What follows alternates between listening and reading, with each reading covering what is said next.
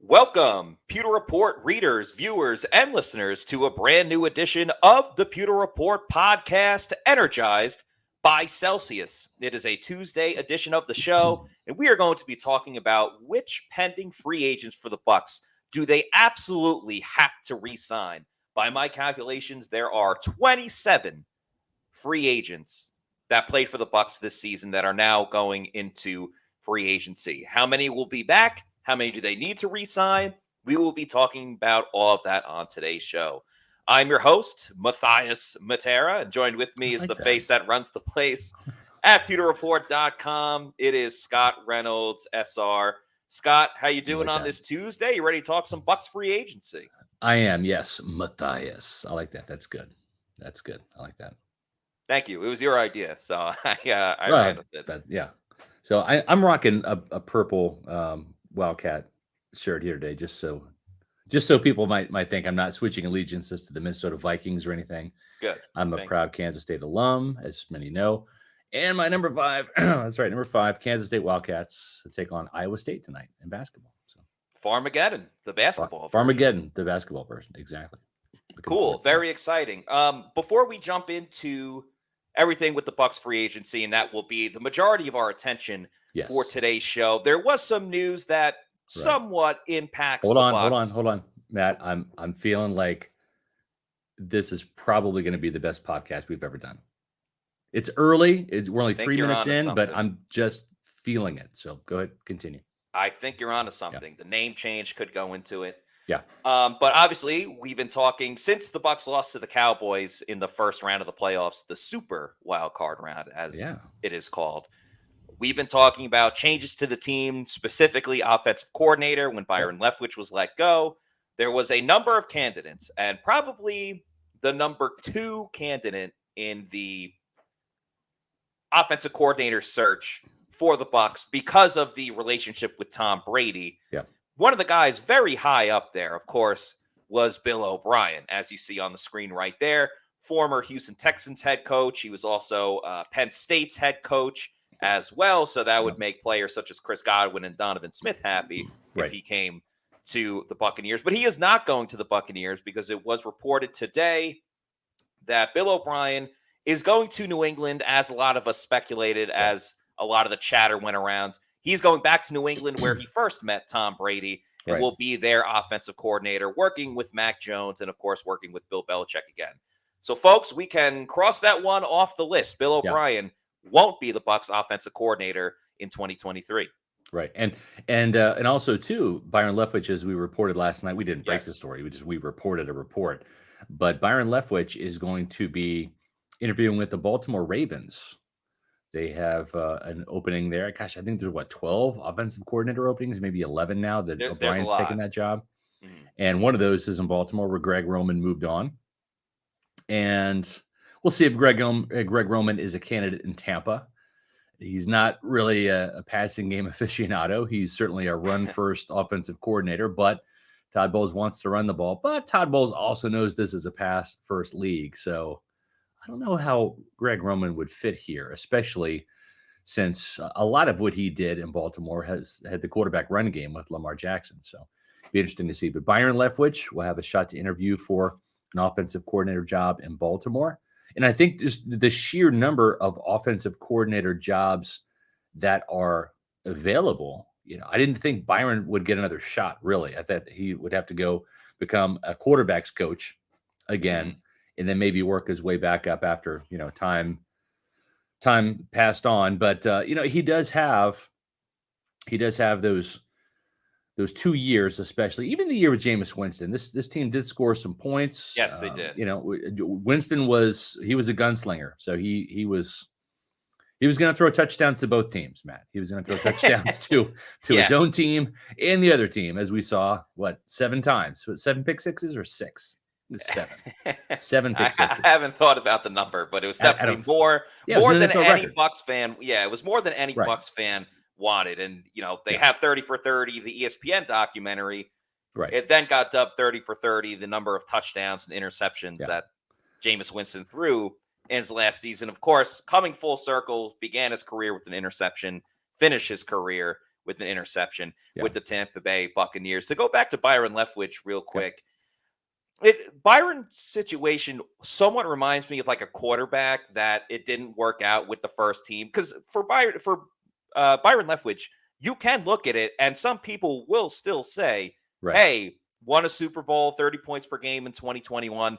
Maybe we can get that version of him. It sort of reminds me of, Baker Mayfield, or I think Sam Darnold, where it was the kind of belief was maybe if we just tweak one thing. He never really had the weapons around him in New York. Maybe a fresh start will evoke something else from Sam Darnold. And naturally, it really hasn't with the Carolina Panthers. But his name is still out there for a couple of teams could be a stopgap quarterback for one season.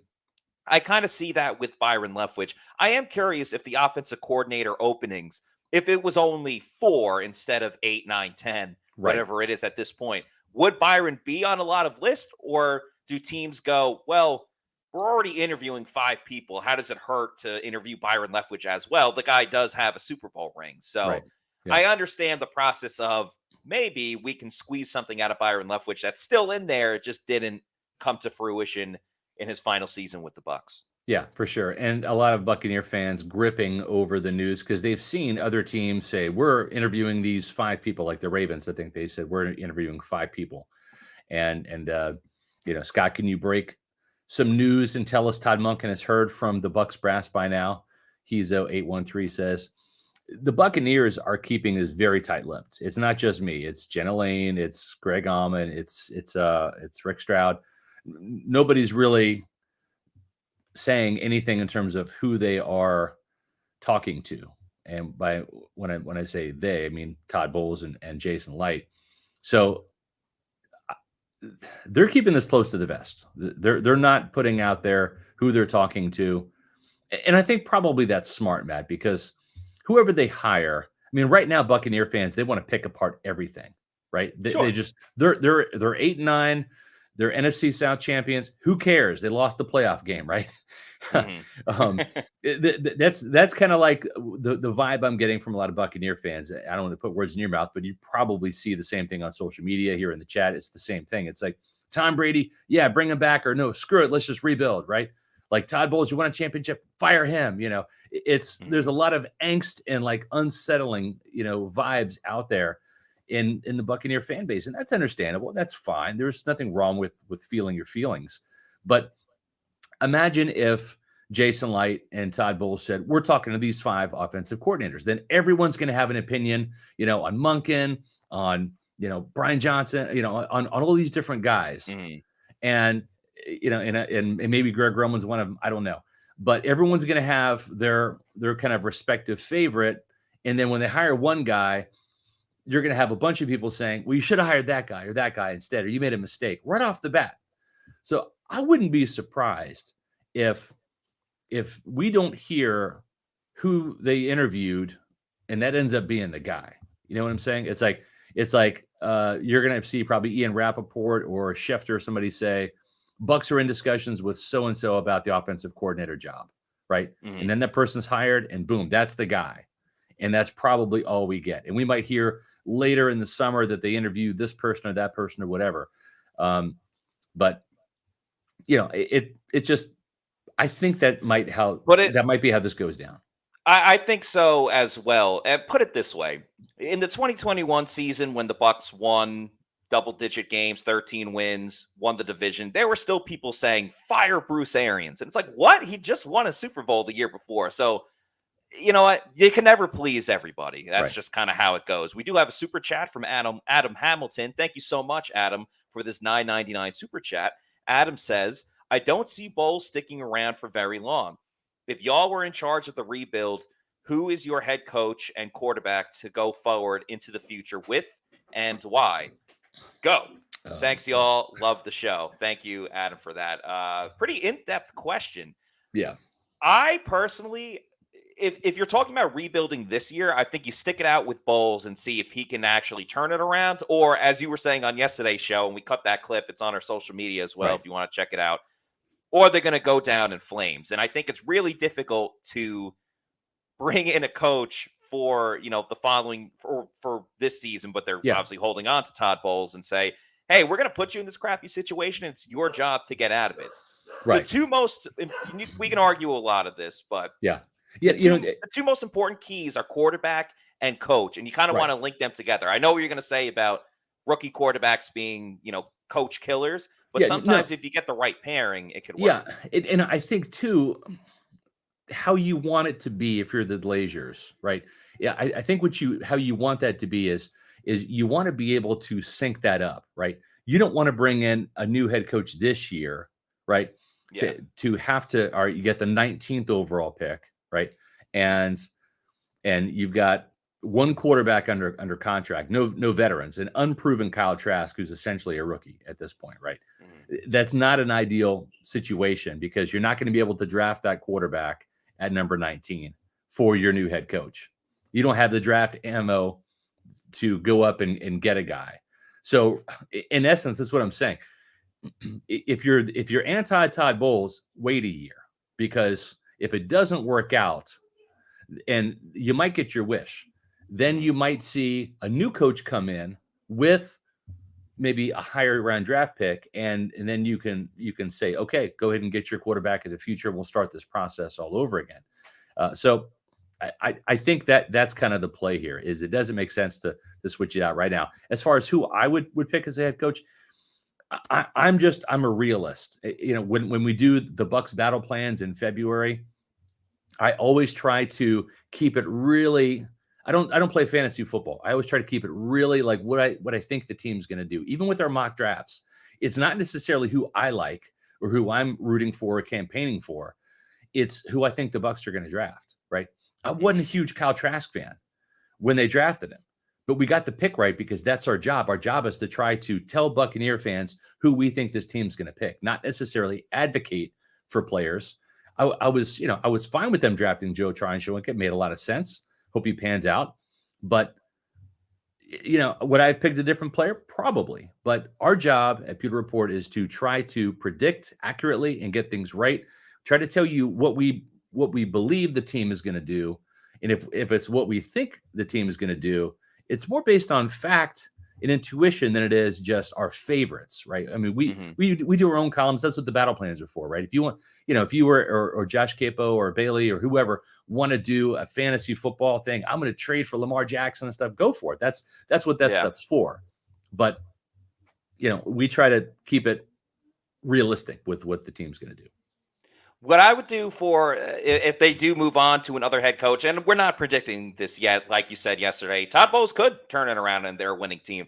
But I think you got to go with like an advanced offensive coach, someone from the McVay coaching staff or the McDaniel coaching staff. I mean, or the Eagles as well. Yeah. Just a newer style, that college offense, kind of the way that the league is going. Either get on the boat. A lot of misdirection, a lot of different. Either get on the boat or, you're trying to swim the shore, and that's a tough battle right there. Yeah. Teddy says, this is a good one here. Teddy says, have the Glazers / Jason Light always been secretive?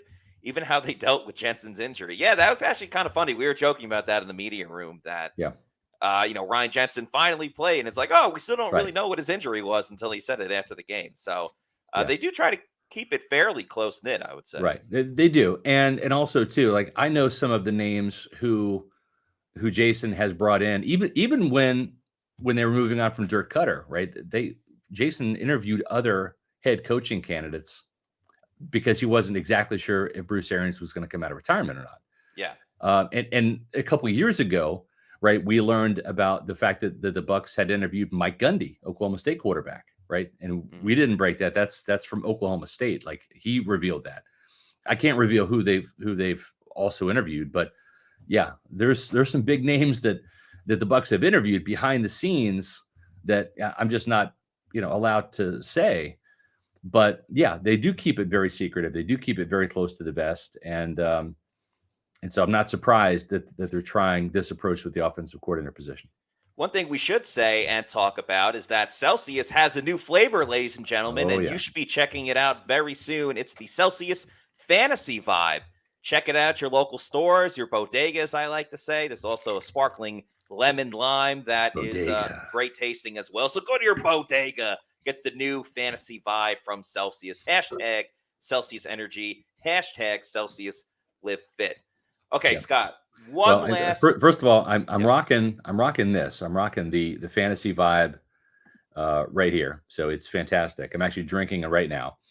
And I've got some good news. I'm bringing a case to Mobile of the lemon lime and also the fantasy vibe. So we'll be energized by Celsius in Mobile, Alabama at the Senior Bowl next week. So probably a good time to remind people we're on the off-season schedule right now for our podcast. Mondays and Tuesdays, 4 o'clock Eastern time. Then we go prime time, Wednesdays and Thursdays at 7 p.m.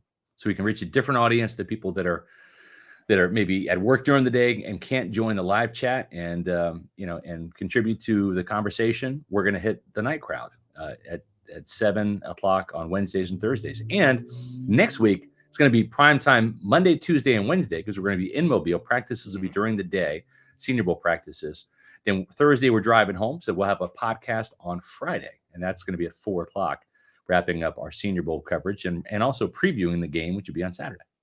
Going to be very exciting. Going to be an awesome time. No one crushes draft season like PewterReport.com and specifically the Senior Bowl. So gonna be great next week. Make sure you tune in for that.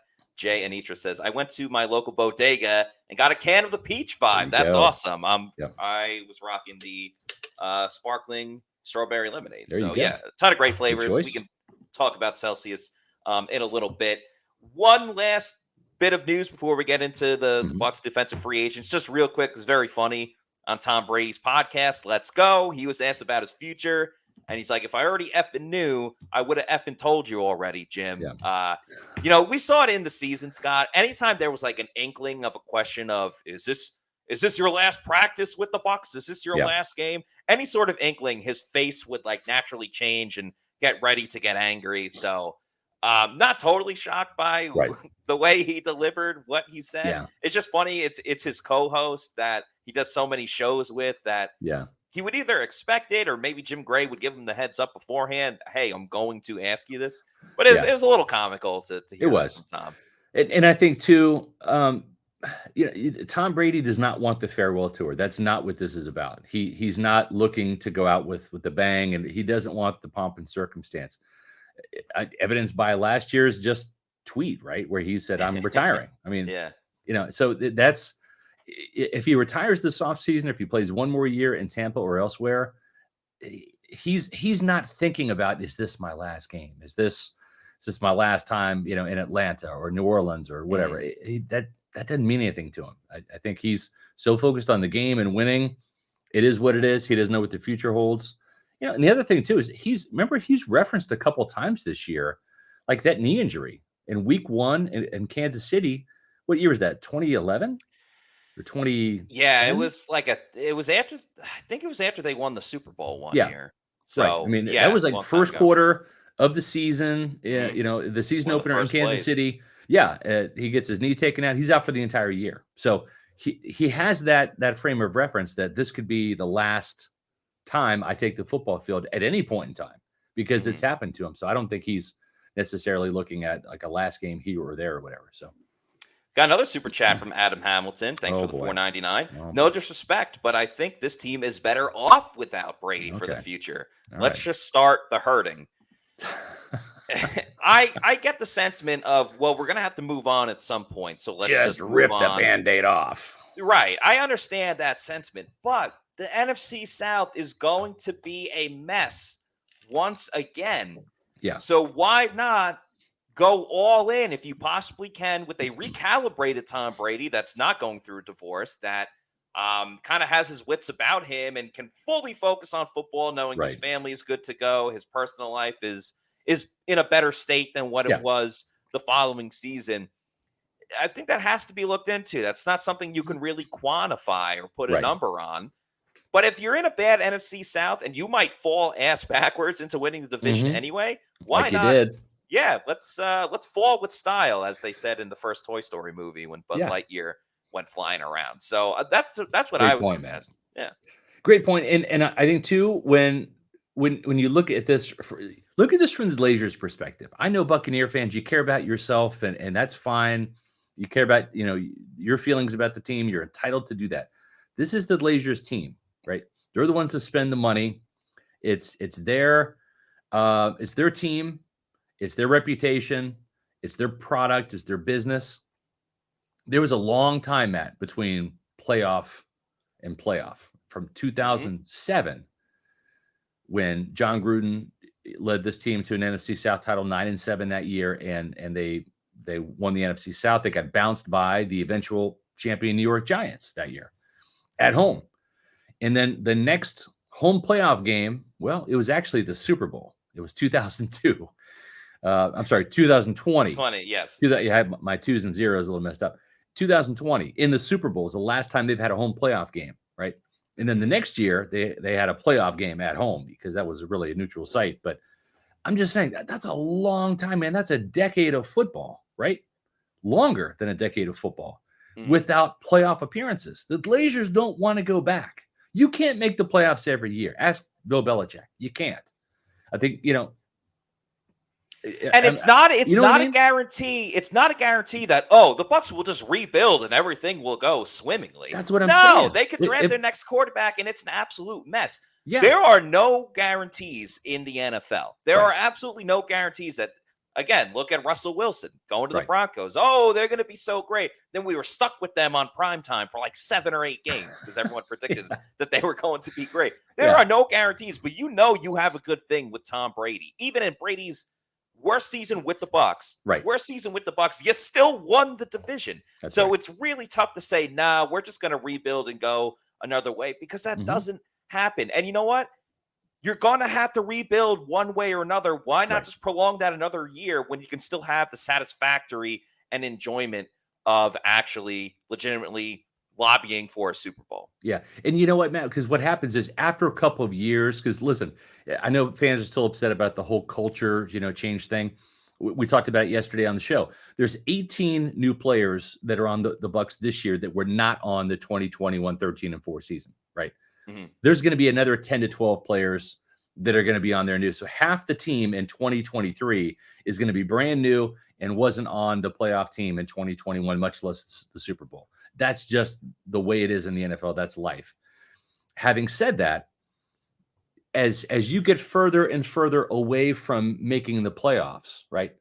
And let's say the Buccaneers, let's say that they missed the playoffs. Let's say Brady's not coming back. They missed the playoffs, right? And then you're in 2024 now, and then you're in 2025, then you're in 2026. I mean, you're by 2026, you're probably down to a handful of Buccaneers, right? Maybe Vita Vea, Devin White with his new deal, Tristan Wirfs with his new deal, Antoine Winfield with his new deal, maybe Carlton Davis in the last year of his deal, Chris Godwin. Actually, he'll be a free agent before then. I mean, you're down to 5 or 6 guys that will have played in the Super Bowl, and then they're outnumbered. Right? In a locker room of 53, you got 5 guys. That's 10% of your team that has playoff experience, that's been there and done that. And then the other guys are like, we've never been to the playoffs before. What does it take to get there? And that's what the Buccaneers went through the entire Josh Freeman years, the entire Josh McCown, Mike Lennon years, the entire Jameis Winston years. You had guys like Lavonte David and Mike Evans who are really good players, never been in the playoffs. They didn't know what it took to get there. And you try to bring in a guy here or there. We bring in JPP. He's been there. Okay, that's one guy. Yeah, he's not going to teach a masterclass. JPP's actually in the background of this picture. So funny how that worked out. But yeah, you're not going to teach a masterclass on, hey guys, like this is what it's like.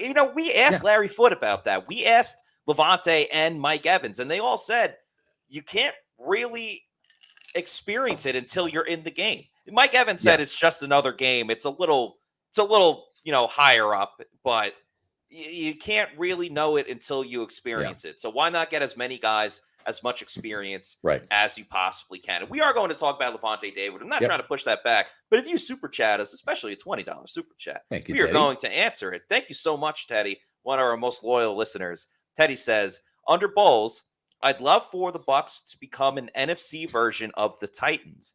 Defensive-minded head coach that instills a culture of toughness and discipline. We can run the ball and fight hard every game, regardless of injuries or our opponent. Yeah. I think that is what the vision is right now. And it's important to say that because this is a pass first league. I'm not knocking that. And I'm not saying Bowles doesn't want to pass the ball. He knows it's a pass first league. He's a defensive coordinator. He has to go against it. But the thing is the quarterback is one guy. And if you lose your starting quarterback, right, it can derail your entire season. Mm-hmm. So, and we've seen that, a couple places around the league. And you take away Patrick Mahomes and the Chiefs aren't going to the playoffs. You take away Josh Allen, the Bills aren't going to the playoffs. That's how it is. And you have to have a good quarterback. And it's not like the Bucs don't want to find a good quarterback, but this team won a Super Bowl with Brad Johnson. It was a little bit of a different era there. I'm going to give you that. But if you can build a collective great defense and you can have a solid offensive line and you can run the ball and you have some balance, then you have a quarterback, you're unstoppable. But it can be a situation where if you rely on that quarterback and you don't have that balance, I mean, imagine, listen, I love Blaine Gabbert. I mean, he's a hell of a good looking guy. I mean, he is. And a great guy too. He's a really good guy. But at the same time, does this team win 8 games behind Blaine? I don't know. They won 8 with Tom Brady. I don't know that they win Blaine or Kyle Trask is going to win 8 games this year. I'm with you, Teddy. Build the defense. Do what you can. Build the defense. Find some running backs. Run the ball, and then find a quarterback. There's only half the league has good quarterbacks. The other half don't. My only worry is that Titans team, you look at them, and they are one of those teams, if they jump out to a lead, a 10-0 lead, whatever, all right, you're sitting pretty well because the defense is going to take over and they're going to rely on that running game. But I think you saw with that Titans team, if they were down, they weren't able to get their way back into the game. And that's what concerns me is I wouldn't want the Bucs to fall into that situation where the game is almost decided at halftime if you're down by, 2 touchdowns, where Brady, obviously you can come back. And if you're a throwing team, you can throw it a lot more. But we have dueling super chats with Adam. Thank you for the 1999. Picking right up where Teddy left off. I love it. A super chat just to respond to Teddy's super chat. Yeah. And Adam says, if we are going that route, Titans hard-nosed, do you guys think we draft a high-end running back? I don't think we have one of those on the roster right now. I love Rachaad White, but come on now. I am of the philosophy that you should never draft a running back in the first round because even if they are the best of the best, like Saquon Barkley, who was taken 2nd or 3rd overall, you can still find a great running back in the 6th or 7th round. There's a lot of those options. Bijan Robinson is a running back that's kind of getting mocked in a couple of mock drafts, like in the top 15. Yeah, he's like a Jonathan Taylor type. If there's a truly special guy, I mean, like special, like I don't mind it per se, but as much as I love the running game, it really is kind of a dime a dozen position, and you can find good running backs in the middle to late rounds. And so I would, if you're flush at every position, like if you're the Super Bowl champs and you got a young nucleus of players and you don't really have a lot of needs, and sure, that's a little bit of a luxury, go for it. So I would say not spend a first round pick on that position because it is a luxury. It's not really a primary position, even if you are going to be kind of a run first team. So exactly. And like Jonathan Taylor, great last season. Colts obviously we're in such disarray this year. Saquon, the Giants have never gotten further than they did this season. Right. Derrick Henry and the Titans went to an AFC Championship game. They lost. They've never been to the Super Bowl, so it's not even like a huge recipe. GMS Thick Clay. Oh, sorry. Go ahead. No, I was going to say it rarely are running backs in this day and age difference makers, right? They're just They used to be back when the game was different. But they're not the difference makers they used to be. GMS Thick Clay, thank you for the $2 super chat. Brady should have audibled out of those screens. Well, we're all in agreement there were way too many screens. Just a matter of what he could have audibled to, what exactly the game plan was going on there. We're not exactly sure. We're not in the huddle when that goes on. Yep. Okay, last question, then we're going to jump into our our topic for the day. Chris H., what do y'all think about Jalen Daniels from LSU? He looked good with nothing to work with. Well, I think LSU's got some wide receivers there. Kayshon Boutte's a really good receiver. Butte is a good receiver. And they've got a couple other guys. I like Jalen Daniels a lot. And I think if the Buccaneers, if he were to come out this year, which he's not, he's staying back for another year, I think they'd be very interested in this guy. I heard some good buzz about him inside the building. He was Rashad White's quarterback at Arizona State before he transferred this year to LSU. LSU's got a couple of really good quarterbacks now. They got Daniels and they got Nussmeier, who was Doug Nussmeier's son there. So they got a nice 1-2 punch at LSU. So Jalen Daniels is definitely a name to keep in mind for next year for the Buccaneers, for sure. That's a name that has generated a little bit of buzz there. So let's talk about which free agents this team has to re-sign. Yes, there are a list of 27. I'll rattle off some of the big ones. Tom Brady. We're excluding Tom Brady. We all know the Bucs want Tom Brady back. Correct. Lavonte David, Jamel Dean, Mike Edwards, Anthony Nelson, Sean Murphy-Bunting, Julio Jones, Akeem Hicks, Will Golston, Nacho, Blaine Gabbert, Carl Nassib, Logan Ryan, Keanu Neal. Nick Leverett is an exclusive rights free agent. Exclusive rights free agent. So he'll be back. We don't even have to worry about Nick Leverett. Scotty Miller's on there. You have Josh Wells, Rashad Perriman, Pat O'Connor, Deidre Snott, Aaron Stinney as well, who got injured early on. So there's 27. There's a lot of names on this list. I truly think the top two are Lavonte David. I don't think there's any question about that. And Jamel Dean. Now, it's very interesting to see. So last year, Lavonte's average annual value was $12.5 million. Jamel Dean was on his rookie contract. It wasn't even $1 million. It was $889,000. So Jamel Dean is in way more position to say, I'm going to take the best deal possible. We all know that last year, remember the big storyline was, who are the Bucs going to give the franchise tag to? Will it be Chris Godwin? Will it be Carlton Davis? And then they ended up working out a deal with both of them. But some people were furious that they didn't, franchise tag Carlton Davis. And it actually ended up working well for the Bucs because they got him for less than what the franchise tag would have paid Carlton for that season. And now they have him for a couple of more. So with Lavonte, it's very interesting. We've talked about it a little bit already. He's aging as a player. He's still a solid, consistent player, not the prime Lavonte David. Had 3 sacks last year, but hasn't had an interception in 2 seasons. 1 forced fumble last year, if I'm not mistaken. But on the flip side, Bucs don't really have depth at inside linebacker. They really don't. KJ Britt, listen, I know this team likes KJ Britt a lot. He is a special teams guy. I don't see him being a starting caliber linebacker. If you want him to be that Kevin Minter, in a pinch, get you out of a game kind of guy as the third linebacker, fine. But I don't see the duo of Devin White and KJ Britt working out. I could be wrong. I haven't seen enough of KJ Britt to really like him as a starter. Now, having said that, here's the dilemma with Lavonte David, right? You want to, just because he is a Buccaneer. I mean, this guy is red and pewter.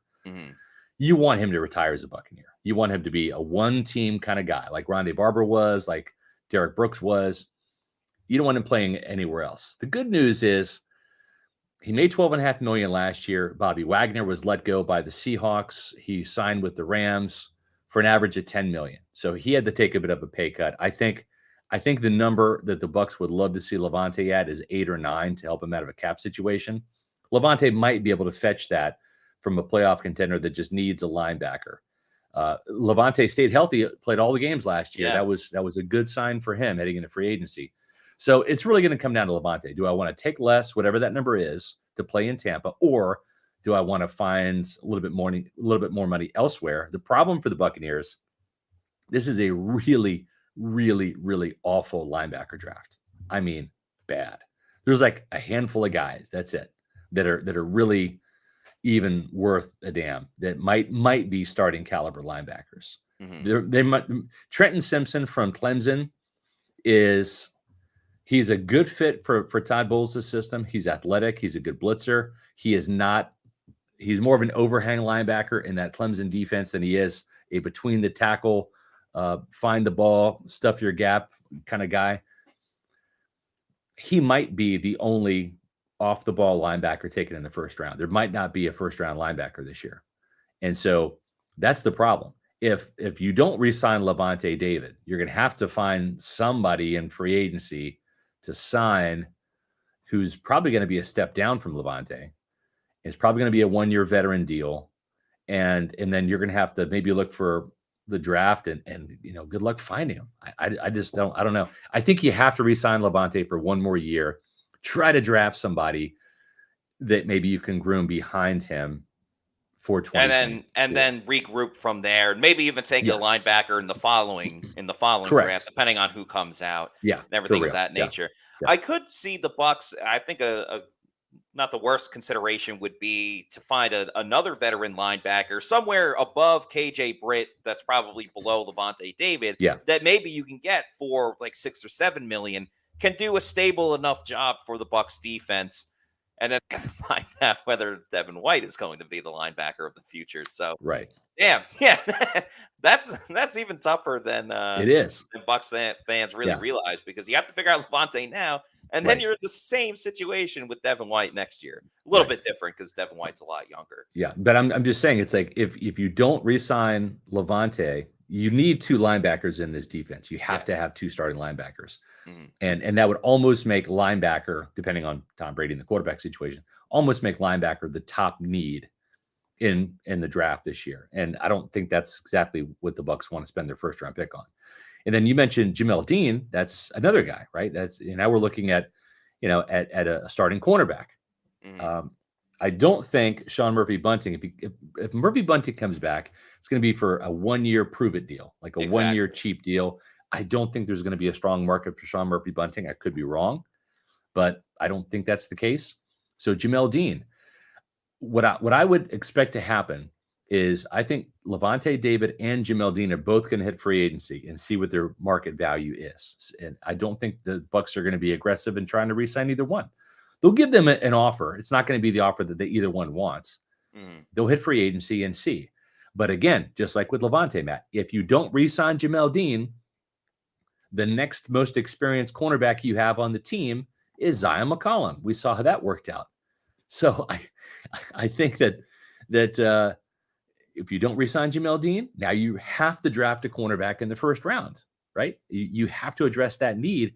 And now you're drafting for need in the first round. And this is a good cornerback draft. There's several cornerbacks I like in this draft already. But these 2 guys, David and Dean, really forced this team into filling these needs with the first round pick more likely than not, if neither one's re-signed. And because of the Bucs cap situation, they're not really in a position to overpay for anyone at the moment, because if they want to overpay for Jamel Dean, and I'm not saying that they should, but if they want to overpay for Jamel, okay, well, then you have to move X, Y, and Z to their roster already. I really do think Sean Murphy-Bunting is just going to get, as you said, like a low ball contract that he might be forced to take because his market might be very, very small. The only thing he's got going for him is towards the end of the season, he was playing better in a bigger role with some of the other corners hurt.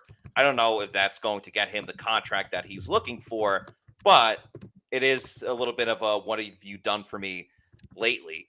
Sticking in the secondary, there's, of course, the friend of Jamel Dean and Sean Murphy-Bunting, or one of them, Mike Edwards. He is unrestricted free agent this year.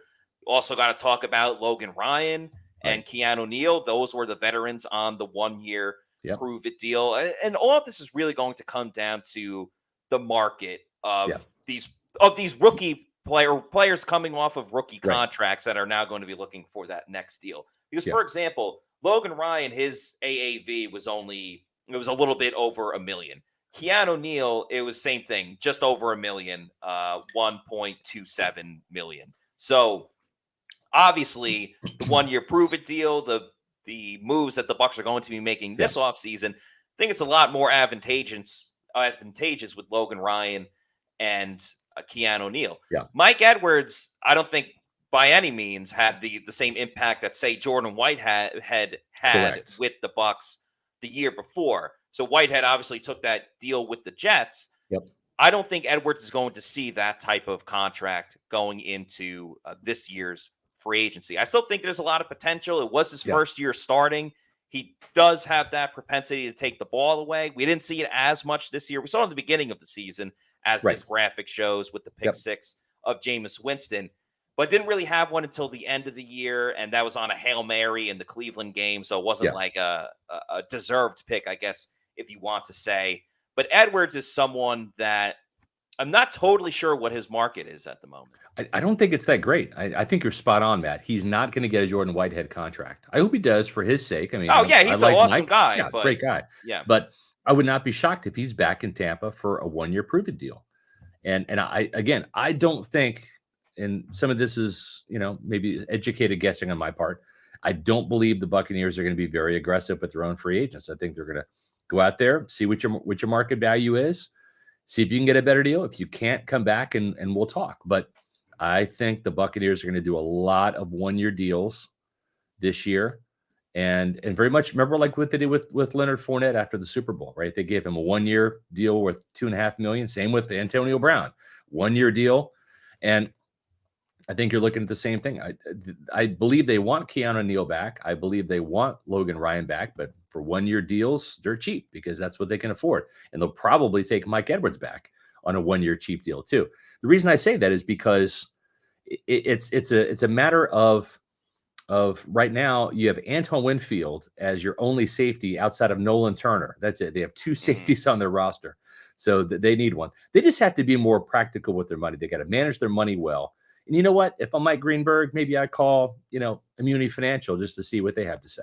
At Immuni Financial, we help you live in the now. Congratulations. We're so happy for you. Thank you. And even though the now may feel very different, you still need to plan for the future. How's retirement treating you? Oh, just fantastic. I know I say it all the time, but you really got to come up to Colorado. Let's do it. All right. Yeah. We can help you develop that plan to keep you on track so you can still prepare for tomorrow, today. Immuni Financial. Plan ahead, stay ahead. Managing your family's wealth means more to Immuni Financial than simply allocating your assets. It means legacy planning, brokerage and advisory services, retirement accounts. Why? So you can get out to Colorado, and visit people and see the sights and go skiing and all that great stuff. College savings accounts, as well as insurance services. With 40 years of experience, let Immuni Financial help you plan ahead and stay ahead. Folks, they're based in the St. Petersburg area. It's not like they help just the folks in Tampa Bay. It's not like they help folks across the state of Florida. They do. They can help you across the country. So if you're living out of state, give them a call, 1-800-868-6864, or do what I've done. Go to Immuni.com. That's AMUNI.com, and have them give your finances a double check and see if you are saving the right way, if you're investing the right way here in the new year. Immuni Financial, Immuni.com. One guy that might see his finances grow is Anthony Nelson for the way that he played at the end of the season, or more particularly once Shaq Barrett was out for the rest of the year. Anthony Nelson had 5.5 sacks. That was a career best for him. He had his career best last season with 5. He got another half sack. He led the Bucs with 3 forced fumbles, and then he also had a personal best in tackles this year. I believe it was 46 or 47.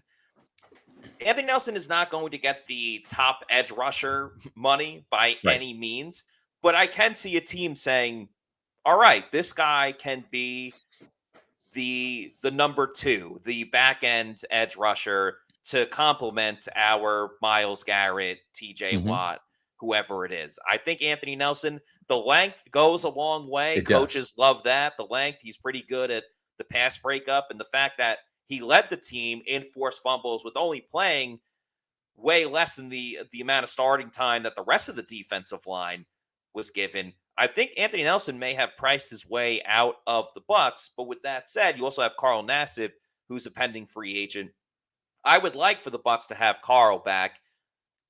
A great hustle guy, great locker room guy. Again, former team captain, came back this season. He gets the system. He works really hard. I would like Carl Nassib back as that, overall 3rd or 4th string outside linebacker, the role that he played this season. Oh, you're muted, Scott. Sorry about that. There we go. I don't know that Anthony Nelson's going to come back. I think they wouldn't mind him back on a 1-year prove it deal. If he goes out there and just bombs in free agency, there's not much of a market. But like you said, the length, the sack fumble numbers are there. And other teams are going to probably do what Jason Light did, right? Take a look at Shaq Barrett as that third guy out there in Denver, right? Well, what if he got more playing time? What if he was more than just a situational rusher? Comes to Tampa, boom, 19.5 sacks. I don't think Anthony Nelson is that type of player, but it's not going to stop a team from giving him a look-see. Now, same thing with Carl Nassib. The Raiders thought Carl Nassib, who had 6.5 sacks in Tampa, was going to be that guy opposite the Condor out there, right? And it wasn't the case. He wasn't another Max, and he bombed out there, right? He got paid handsomely, but ended up here. I would like to see Carl Nassib back, and I wouldn't be surprised if he comes back on a cheap 1-year deal again. He loves the Tampa Bay area. I think the Buccaneers really appreciate him as a player. He does bring some of that toughness, that juice, that energy, and I would suspect that he probably will come back later in free agency, unless they just do a quick 1-year cheap deal. While we're sticking on the defensive line, boy, you look at this depth chart, Matt. It's Vita Vea and Logan Hall, and that's the only defensive lineman on the roster right now that are under contract. And Logan Hall is going to get a lot of snaps next year. He's got to bulk up about 20 pounds. He's got to get to close to 300 pounds. Will Golston, one of my favorite guys, a friend of the program, right? Yeah, he is a stalwart guy. He's 31 years old. If he comes back, he's probably gonna have to take a pay cut. I think he made just less than $5 million last year. I think 4.5. Mm-hmm. He'll probably have to come back for the veteran minimum. I think Tampa Bay is in a cost-cutting offseason here. You're going to see some guys that are going to get released in cap moves just because they got to pay down the credit card bill a little bit, Matt. And Will Golston, I think this team would like to have him back as a rotational defensive lineman. He has some value stuffing the run. No sacks last year. I don't think he's going to get much play at his age, especially without having the pass rush component to his game. But I also think the Bucs can move on from him. I don't know that there's the allegiance to him that there is maybe to a Lavonte David, for example, and then Akeem Hicks, right? And it was okay. Didn't really bring much other than this week 18 sack in terms of pass rush, but he helped the run defense. Again, if he comes back, it's going to have to be a cheap 1-year deal. That's what we're looking at here, Matt, this year. Cheap 1-year deals from the Buccaneers this offseason, even for some of their own guys. Right, and Akeem Hicks, $8 million. Do you want to bring back another player that got 1 sack for $8 million, or look not somewhere for that else? Price tag. And what hurts Will Golston is Nacho also is right.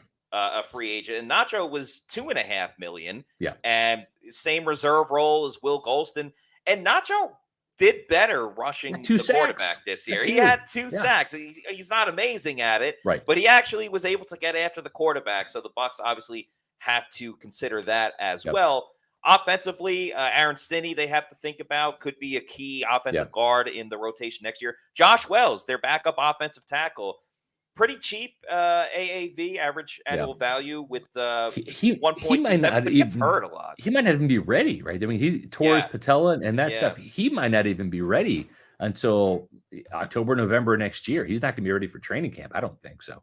Yeah, so he's going to have to recuperate and rejuvenate his body. So yes, he is. I think Josh Wells should really start using age rejuvenation. As we age, our hormones decrease, both for men and women. I was tired all the time, had no sex drive. I was groggy. I felt like I was 80 years old because everything hurt. I came to age rejuvenation because I was tired all the time. Bioidentical hormones has really made such an impact in people's lives. I actually enjoy shopping now. Got all my energy back. Mind is sharp. I feel like I'm 18 again. It was perfect for me. Get with age rejuvenation. Do it now. Don't wait. Call Age Rejuvenation today. Don't wait. Do what I did. Go to Age Rejuvenation. Why? Because I'm 50 and I feel like I'm 40. That's right. I feel that much better. Like I've had 10 years of my life just rewound the clock. So, and you know what? I got on the scale the other day, Matt, yesterday, 207 pounds. When I started Age Rejuvenation, I was 216. I've lost 9 pounds, and not just like inches. I'm talking like actual body fat. And that's what's great about this is my metabolism is just naturally picked up. I'm sleeping better at night. I've got energy now. I'm not having to crush 2 Celsius a day. I can only drink 1, which is nice because I'm not crashing at the end of the day. AgeRejuvenation.com. Right now, they're offering a special for Pewter Report readers, listeners, and viewers. If you mention Pewter Report, they're going to give you $500 off your testosterone therapy. Set up that free consultation. Go to AgeRejuvenation.com. There's 5 Tampa Bay area locations to serve you. And, I mentioned Celsius, Matt, and it's not just this new awesome fantasy vibe that I like. I also like the original vibes, the Arctic vibe, the peach vibe, the tropical vibe. There's so many flavors of Celsius. Folks, I just had 4 cases of Celsius that I bought off Amazon with my subscribe and save shipped to me yesterday. We get free product from Celsius, but I'm also going to support them. So I just got orange in for myself. Ashley loves the watermelon. I got some of that in for her. I got the Fuji apple pear, and we also got some more tropical vibes. So make sure that you're getting your Celsius at Amazon with the subscribe and save. They ship it right to your door. You can set up the schedule to get Celsius as often as you would like. Before we wrap up the show, we have 2 more super chats to get to. So thank you, everybody. Matthew with the $5 super chat. Time to run this like a business designed for the fans and not the players. Take our hits as fast as we can and get over it and start over. Punter MVP. Man. Well, they're all set at punter with Jake Camarda. Yep. I don't know. Some fans do want Tom Brady back. Some fans do want some of their favorite players back. So there's definitely a lot of opinions. There's so many fans that just want to rip the Band-Aid off, pay the credit card down, and just say, all right, let's just get on with the rebuild. This is crazy. I like it. Zachary Jarvis, the $4.99 super chat. Thank you, Zachary. We need to get younger and stronger in our trenches. Yep. This upcoming draft should mostly be D-line.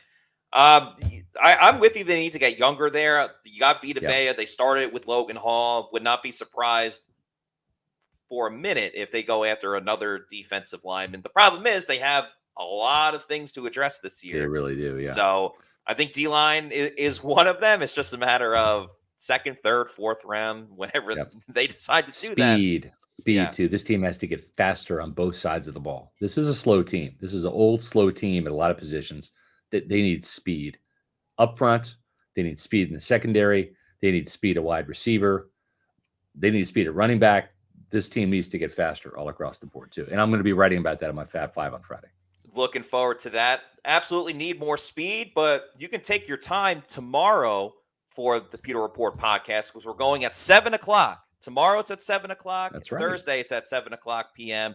Prime time. We're going to be talking a little bit more about free agency and the plans for Tampa Bay, who might be back, reports about who the Bucs are ready to move on from. But please also subscribe to Pewter Report TV if you like the podcast, if you like the clips that we put out. We got over 10K subscribers, so we appreciate Thank you, that. Pewter people. We're on our way to 11,000, trying to get better each and every single day. So if you guys could subscribe to Pewter Report TV, we would absolutely love that. We did it, Matt. We did. We did it. We had the best show ever. So closing out, I'm Matt Matera for Scott Reynolds. I did that backwards. But anyway, we'll see you all tomorrow for another edition of the Pewter Report podcast. Peace out. Out.